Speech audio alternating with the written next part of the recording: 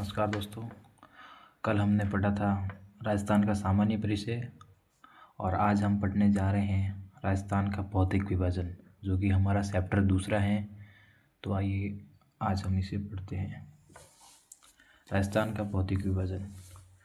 प्राग ऐतिहासिक काल पाषाण काल में संपूर्ण विश्व एक पिंड के रूप में था, जिसे पेंजिया कहते हैं। इसके शहरों और सागर पैंथालासा सागर था।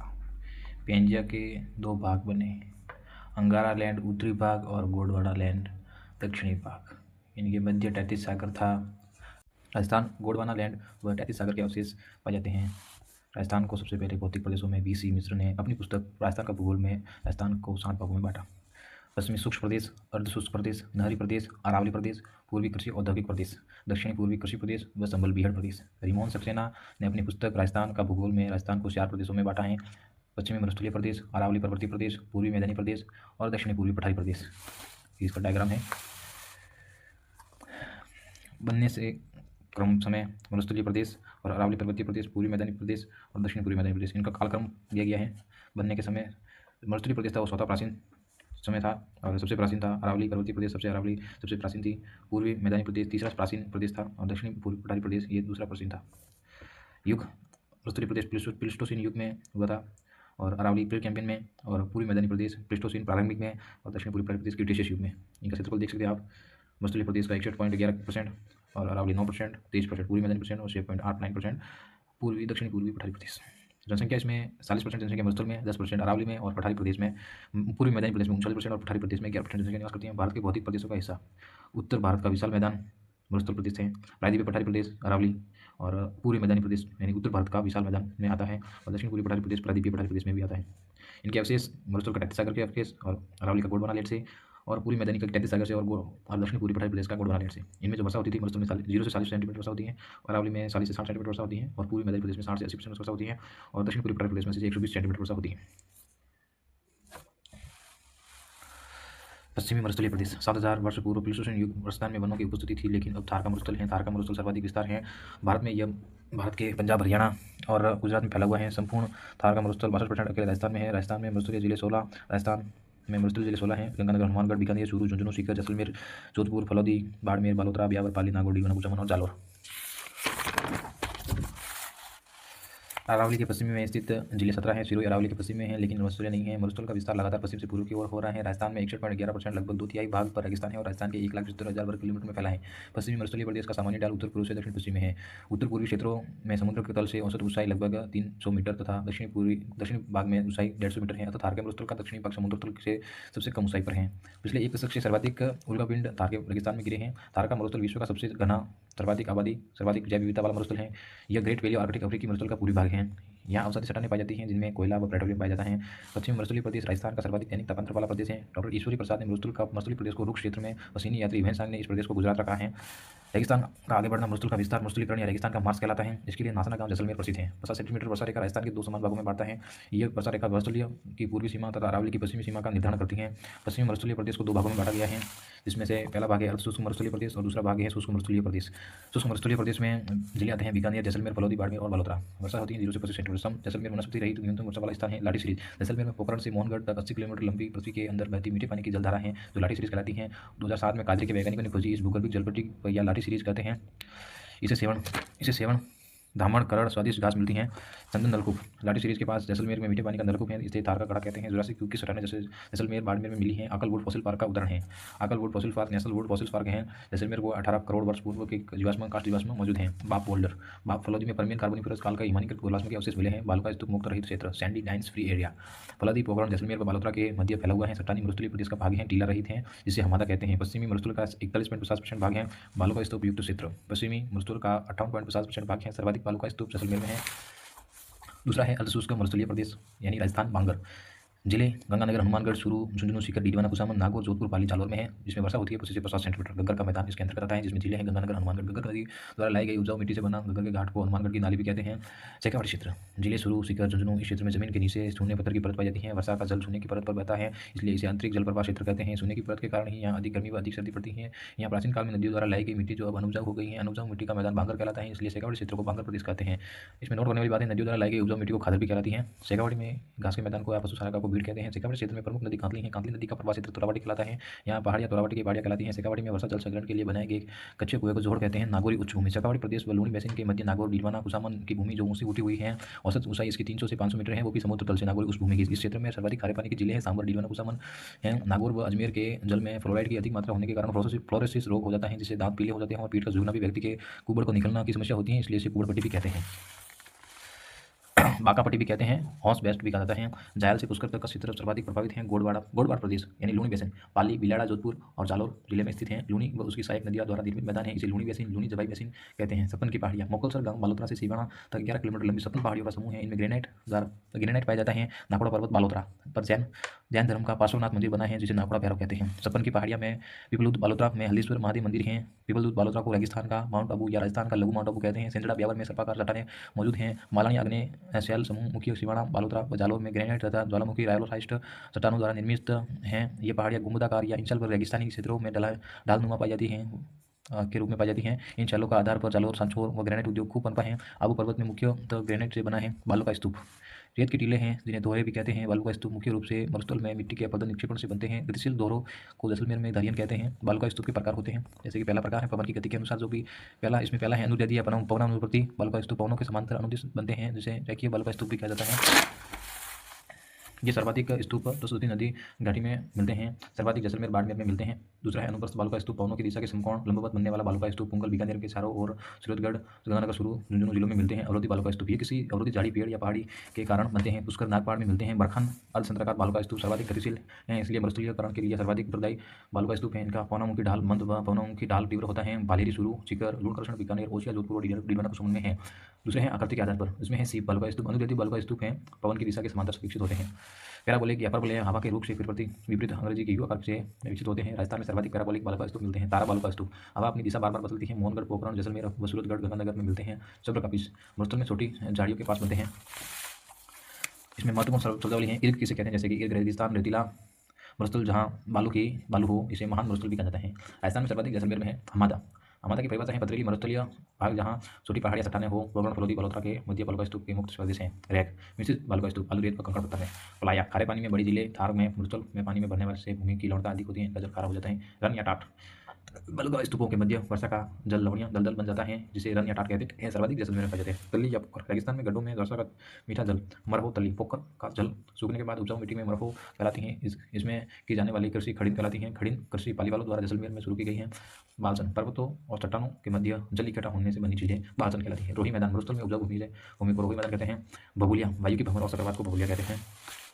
थली बीकानेर, गंगानगर, शुरू का ऊंचा भाग जो लूनी नदी के उत्तर में है। तली राजस्थान में दक्षिण पश्चिमी में स्थित नीचे भाग को तली कहते हैं। पीवड़ा राष्ट्रीय मरु उद्यान जैसलमेर में पाया जाने वाला जहरीला सांप जो डंक न मारकर सोए हुए व्यक्ति के श्वास में सांस जहर देकर मारता है। ढांड बालू का स्तूप में वायु के रगड़ से बने गर्भ। दूसरा भौतिक प्रदेश अरावली पर्वतीय प्रदेश पालनपुर गुजरात से रायसेना की पहाड़ियाँ दिल्ली तक कुल 652 किलोमीटर लंबी है।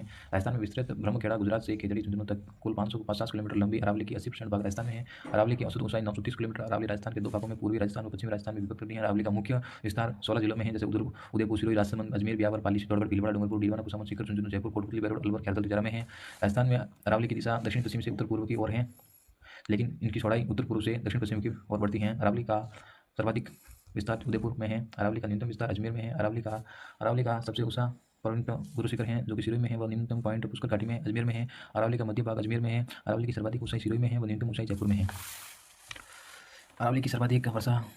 अरावली में सर्वाधिक वर्षा दक्षिण भाग में होती है। अरावली के उपनाम विष्णु पुराण में परिपत्र का है। भौगोलिक भाषा में मेरू कहते हैं। उदयपुर में आड़ावटा कहते हैं। बूंदी में आड़ावली कहते हैं। राजस्थान का अपलेशियन अरावली की तुलना अमेरिका के अपलेशियन पर्वत से की गई है। उत्पत्ति अरावली की उत्पत्ति प्री कैंपियन युग में हुई थी। अरावली का निर्माण जब हुआ तो भारतीय प्लेट में और यूरेशियन प्लेट में समुद्र से अलग होकर हो गई थी। राजस्थान की प्री कैंपियन चट्टानों का वर्णन अलेक्जेंडर मैकमिलन हेरन ने किया है। अरावली विश्व की प्राचीनतम गलित एक अवशेष पर्वतमाला है। अरावली मोड़दार पर्वत है। अरावली पर्वतमाला का उद्गम अरब सागर से मिनिकाय द्वीप लक्षद्वीप से माना जाता है। अरावली पर्वत की मूल जड़ अरब सागर से शुरू होने के कारण अरब सागर को अरावली का तभी कहा जाता है। अरावली की विशेषता इससे दक्षिणी भाग में ग्रेनाइट चट्टानों से बना है। यह मरुस्थल के पूर्व में विस्तार से रोकती है। सर्वाधिक नदियों का उद्गम स्थल, सर्वाधिक सघन वनस्पति खनिजों का बहुतायत अरावली में पाया जाता है। अरावली के पूर्वी ढालों की वनस्पति अधिक सघन होती है। अरावली को भारत की महान जल विभाजक रेखा कहा जाता है। नदियों अलग करती हैं, जो कि नदियाँ बंगाल की खाड़ी, अरब सागर तथा बंगाल की खाड़ी में नदियों को अलग अलग करती हैं। अरावली थार के रेगिस्तान को संबल की घाटी में अलग करती हैं। अरावली को 3 भागों में विभाजित किया है। उत्तरी अरावली अरवर, खैरका, तिजारा, सीकर, झुंझुनू, जयपुर, दौसा, कोटपुतली, बालोद में उत्तरी अरावली कहलाता है। जो उत्तरी अरावली में आने वाली चोटियाँ हैं ये रही हैं रघुनाथगढ़ की सबसे ऊँची चोटी है सीकर की जो 1055 है, Malakhet Sikar 1052, Lohargarh Jhunjhunu 1051 metre, Bhojgarh Jhunjhunu 997 metre, Kho Jaipur 920 metre, Bahnaj Alwar 792 metre, Babai Jaipur 592 metre, Barwara Jaipur 796 metre और बबई झुंझुनू 780 मीटर, बीलाली कोटपुतली बेरड़ 775 मीटर और Manopura Jaipur 747 metre, Bairat Kotputli Baraud 704 metre, Sirawas Alwar 651 metre, Bhangarh Alwar 649 metre और जयगढ़ अलवर 648 मीटर। मध्य अरावली की मुख्य चोटियाँ हैं टोटगढ़ गोरमची ब्यावर 934 मीटर और तारगढ़ अजमेर 873 मीटर, नागबाड़ी अजमेर 795 मीटर। मध्य अरावली की दर्रे पहाड़ों के मध्य तंग रास्ता ही दर्रा नाल या घाट कहलाता है। दर्रा ब्यावर को वर्ग से जोड़ता है। पाकिरिया दर्रा ब्यावर से मसूदत भाग है। शिवपुरा घाट ब्यावर, सूरा घाट दर्रा ब्यावर, गोरम घाट दर्रा राजसमंद, कमली घाट दर्रा राजसमंद। उत्तरी मध्यवर्ती अरावली में सर्वाधिक अंतराल विद्यमान है। दक्षिणी अरावली देवगढ़, राजसमंद, उदयपुर, सिरोही तक विस्तारित हैं। इसमें दक्षिणी अरावली की सबसे ऊँची छोटी गुरु शिखर है सिरोही में है जो कि 1722 मीटर। उसके बाद शहर सिरोही में है, शहर सिटी सिरोही में है जो 1597 मीटर है। फिर दिलवाड़ा है सिरोही में है वो भी 1442 मीटर। जरगा उदयपुर में 1431 मीटर, असलगढ़ सिरोही में 1380 मीटर, कुमलगढ़ राजसमंद में 1224 मीटर, धोनिया उदयपुर में 1183 मीटर और ऋषिकेश सिरोही में है 1017 मीटर, कमलनाथ उदयपुर में 1001 मीटर, चंदनगढ़ उदयपुर में है 938 मीटर, सायरा उदयपुर में है 900 मीटर, लीलागढ़ उदयपुर में है 870 मीटर, दोरा पर्वत जालौर में है 869 मीटर, नागपानी उदयपुर में है 870 मीटर, गोकुंदा उदयपुर में है 840 मीटर, इसराना भागा जालौर में है 839 मीटर, रोजा भागा जालौर में है 730 मीटर, जारोला भागा जालौर में है 588 मीटर। अरावली की सबसे ऊंची चोटी गुरु शिखर माउंट आबू सिरोही में है। कर्नल टॉड ने गुरु शिखर को संतों का शिखर और या हिंदू वल्लभ कहा है। गुरु शिखर का नाम दत्तात्रेय ऋषि के नाम पर ही गुरु शिखर पड़ा है। इसकी ऊंचाई 1722 मीटर है, लेकिन इस पर दत्तात्रेय ऋषि ने 5 मीटर ऊंचा मंदिर बनाए हैं। दक्षिण अरावली की नाल या दर्रे फुलवाड़ी की नाल उदयपुर में है। यह राजस्थान की सबसे बड़ी नाल है। केवड़ा की नाल उदयपुर में है और देवारी की नाल भी उदयपुर में है। हाथीदरा भी उदयपुर में है। यह बिनवाड़ा सिरोही से उदयपुर की ओर जाने वाला मार्ग स्थित है। हाथीगुड़ा की नाल कोमलगढ़ किले के पास राजसमंद में स्थित है। ये पाली को राजसमंद से जोड़ता है। सोमेश्वर की नाल पाली में है और देसूरी की नाल भी पाली में है। प्रमुख पहाड़ियाँ गिरवा की पहाड़ियाँ उदयपुर के सारकों तस्तरी नुमा पहाड़ियाँ हैं। भाकर सिरोही के तीव्र ढाल नुमा पहाड़ियाँ कहलाती हैं। देसरो जो कि उदयपुर में जरगा व रागा पहाड़ियों के परस्पर हरी भरी रहती हैं। मेवल डूंगरपुर बांसवाड़ा के मध्य का पहाड़ी भाग है। मेरवाड़ा पहाड़ियाँ ब्यावर अजमेर की पहाड़ियाँ हैं। ये पहाड़ियाँ मेवाड़ को अलग करती हैं। धोसी पहाड़ियाँ झुंझुनू में 740 मीटर है। अर्श की पहाड़ियाँ शिखर 820 मीटर में है। इस पर अर्शनाथ मंदिर बना है। उदयनाथ पहाड़ी अलवर में है। मालानी पहाड़ी बाड़मेर जालौर में है। आडावल पर्वत बूंदी में है। मोड़ा पहाड़ झुंझुनू में है और मगरा अरावली के अलग अवशिष्ट पहाड़ियाँ हैं। पूर्वी मैदानी प्रदेश जो कि तीसरा भौतिक प्रदेश है। जिले हैं इसमें अलवर, कोटपुतली, बैरोड, खैरथल, तिजारा, डीग, भरतपुर, जयपुर, धौलपुर, करौली, सवाईमाधोपुर, भीलवाड़ा, चित्तौड़गढ़, डूंगरपुर, बांसवाड़ा, प्रतापगढ़। पूर्वी मैदानी भाग संबल, बनास, बाणगंगा, माही नदियों द्वारा लाए गए जलोढ़ दोमट मिट्टी है से बना है। सर्वाधिक उपजाऊ भौतिक विभाग है, इसलिए इसे खाद्यान्न का कटोरा भी कहा जाता है। इसका ढाल पूर्व की ओर है वह सर्वाधिक जनसंख्या वाला घनत्व वाला भाग है। पूर्वी मैदानी प्रदेश को मुख्यतः 4 भागों में विभाजित किया गया है। पहला है संबल बेसिन, सवाईमाधोपुर, करौली, धौलपुर में संबल नदी द्वारा निर्मित मैदान है। संबल नदी के आसपास का ऊंचा निचली उत्खात स्थलाकृति डांग कहलाती हैं। सर्वाधिक डांग भूमि करौली में है, इसलिए करौली को डांग की रानी भी कहते हैं। संबल नदी के प्रवाह से मिट्टी में कटाव अवनालिका प्रवर्धन के कारण गहरी गहरी घाटियाँ बन जाती हैं जिन्हें बियड़ कहते हैं। ये कोटा, सवाईमाधोपुर, धौलपुर तक फैला है। सपन की पहाड़ियाँ, माही बेसिन, माही नदी का प्रवाह क्षेत्र, इसमें बांसवाड़ा, प्रतापगढ़, डूंगरपुर जिले आते हैं। प्रतापगढ़ का प्राचीन नाम कांठल था। प्रतापगढ़ में माही नदी का बहाव क्षेत्र को कांठल का मैदान भी कहा जाता है। बांसवाड़ा से प्रतापगढ़ के मध्य सपन गांव व नदी नालों का समूह होता है, इसे सपन का मैदान भी कहते हैं। डूंगरपुर बांसवाड़ा के क्षेत्र को वागड़ या मेवल व्याघ्र घाट भी के नाम से भी जाना जाता है। बनास बेसिन, बनास नदी के पास उसके सहायक नदियों द्वारा निर्मित इस मैदान है। इसका ढाल पूर्व की ओर है। जलोढ़ मिट्टी पाई जाती हैं जो कृषि के लिए उपयुक्त हैं। औसत ऊंचाई इसकी 280 से 500 मीटर है। बनास नदी के उत्तरी पूर्वी भाग मालपुरा करौली से नाम से भी जाना जाता है। यह टोंक, सवाईमाधोपुर, करौली में फैला है। इस क्षेत्र में एम हेरोन ने तृतीय पहली नाम से दिया है। जाजपुर भीलवाड़ा का क्षेत्र खैराज या मालपुरा क्षेत्र टोंक के क्षेत्र में मालखेराड़ कहलाता है। बाणगंगा बेसिन, बाणगंगा नदी के बहाव क्षेत्र को मैदान है जो उदयपुर, दौसा, डीग, भरतपुर जिलों में पाया जाता है। दक्षिण पूर्वी पठारी प्रदेश हरदी का पठार भी कहते हैं। ये मध्य प्रदेश में स्थित मालवा के पठार का उत्तरी भाग है। औसत ऊंचाई इसके 500 मीटर है। जिले कोटा, बूंदी, बारा, झालावाड़ आते हैं। हड़ौती का पठार मुख्यतः 2 भागों में बांटा गया है, विंध्यन कगार भूमि और दक्कन लावा पठार। विंध्यन कगार भूमि करौली, धौलपुर, सवाईमाधोपुर में फैला है। संबल व बनास नदी के मध्य का भाग है। बालुआ पत्थर में से निर्मित है। महान सीमा भ्रंश ग्रेट बाउंड्री फॉल्ट अरावली पर्वतमाला का विंध्याचल पर्वत से मिलन स्थल होने के कारण महान सीमा भ्रंश कहलाता है। अरावली से पूर्व में स्थित है। बूंदी, सवाईमाधोपुर, करौली, धौलपुर, कोटा, चित्तौड़गढ़ में फैला है। दक्कन लावा पठार कोटा, बूंदी, बारा, झालावाड़ में फैला है। यह बूंदी की पहाड़ियों में सर्वोच्च शिखर सतुर का बूंदी से प्रमुख दर्रे लाखेरी दर्रा के रामगढ़, खटखट दर्रा, जैतावास दर्रा भी है इसमें स्थित है। मुकुंदरा की पहाड़ियाँ कोटा में सर्वाधिक हैं और झालावाड़ जिले में विंध्याचल पर्वतमाला में ही विस्तार हैं। शाहबाद उच्च क्षेत्र 12 रामगढ़ 12 में इस पास घोड़े की नाल की आकृति की ओवरशू आकार की पर्वत श्रेणी है, जिसे मध्य राजस्थान में एकमात्र उल्कापिंड गिरने से बनी झील है। विश्व भू विरासत के कैरेक्टर के रूप में इसकी मान्यता दी गई है। डंग गंगदर उस भूमि झालावाड़ का पठारी प्रदेश भाग को कहते हैं। राजस्थान के प्रमुख पठार उड़िया का पठार जो कि सिरोही में है, राजस्थान का सबसे ऊंचा पठार है जो 460 मीटर का ऊंचा है, गुरुशिखर के नीचे स्थित है। बोरहाट का पठार 1235 मीटर, गोगुंदा उदयपुर से कुंभलगढ़ राजसमंद के मध्य स्थित है। राजस्थान का दूसरा ऊंचा पठार है। बोरहाट का पठार सबसे ऊंची छोटी दरगाह है।